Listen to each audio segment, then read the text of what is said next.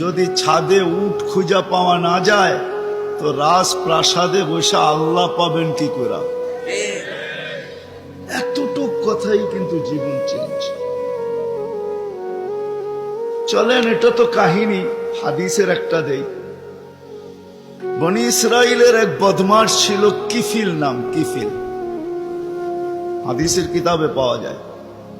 বনি ইসরাইলের বদমাশ, যে নিজেকে মানুষ বলে কখনো স্বীকার করতো না, বলতো আমার চেয়ে কুকুরও ভালো। কেননা প্রতি রাত্রে তার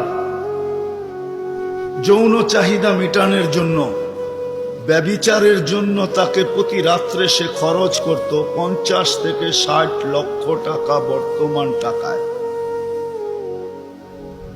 এক রাত্রে একজনকে ধরে নিয়ে আসছে, কামরায় ঢুকায়া দিয়া বলছে আমি প্রস্তুতি নিয়ে আসতেছি। যখন প্রস্তুতি নিয়ে কামরায় ঢুকতেছিল তো দেখতেছে ওই মহিলা এক কোনায় বসে কাঁদতেছে। তো জিজ্ঞাসা করছে, তোকে জোর করে নিয়ে আসি না, টাকা দিয়ে নিয়ে আসছি, কাঁদিস তো কাঁদিস কেন? তো মহিলা প্রতি উত্তরে বলতেছিল, শুন কিফিল, আমি বাজারি মেয়ে না, প্রয়োজনের কারণে তোর হাতে ধরা দিতে বাধ্য হয়েছি। প্রয়োজন যদি এরকম না আসতো তো আমি কোনোদিন তোর হাতে ধরা দিতাম না, আমি তো বাজারি মেয়ে না। বলছে তাইলে কাঁদিস কেন? বলে বলতেছি তোকে কেন কাঁদি। শুনবি কেন কাঁদি? বলে বল কেন কাঁদিস?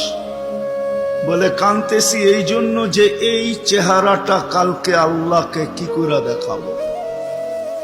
বোঝেন নাই মনে? বুঝলে দিল ফায়রা যাওয়ার কথা।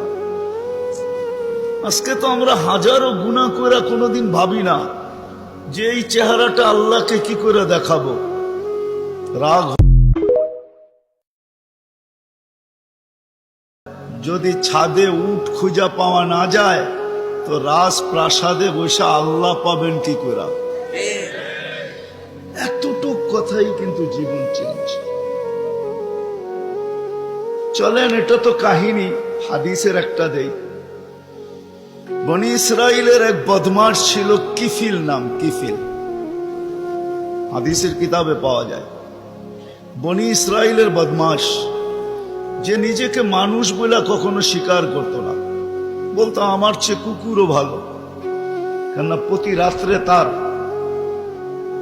যৌন চাহিদা মেটানোর জন্য, ব্যভিচারের জন্য তাকে প্রতি রাত্রে সে খরচ করত 50 থেকে 60 লক্ষ টাকা বর্তমান টাকায়।